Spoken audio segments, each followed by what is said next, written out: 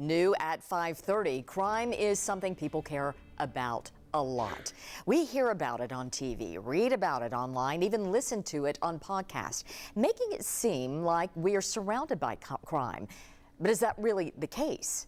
10 News anchor Shay Smith talked to a crime and media expert who dug up some data. And Shay, what did you learn?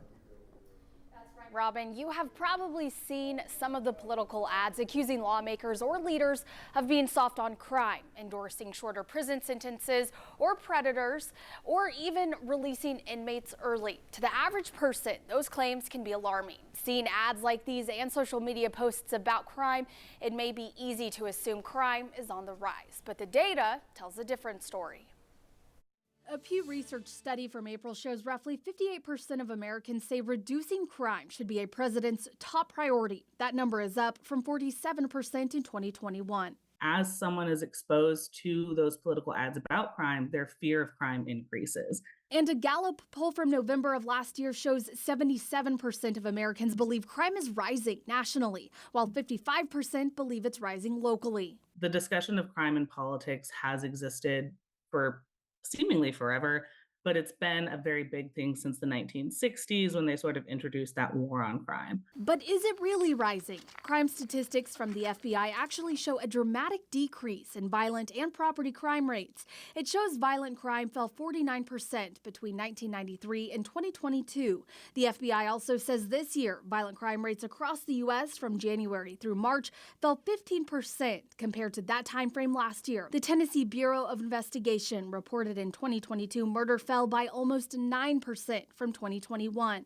And the Knoxville Police Department says through the first quarter of 2024, based on preliminary reports, the number of non-fatal shootings was down 58% compared to that same time last year. But with all of this data, why do people think crime is on the rise? Social media is it can be a wonderful place, and it can be, a place where a lot of misinformation is spread. Also, the rise of popularity in true crime shows and podcasts. And it gives the illusion that these are things that are being made into TV shows and movies because they're happening a lot. Lastly, the news. So when you're exposed to something more often, you're naturally going to assume, oh, this is happening more often, even if it's not. So what can you do to fact check your assumptions? Look things up, explore, do their own data collection and see, is this something that's actually real?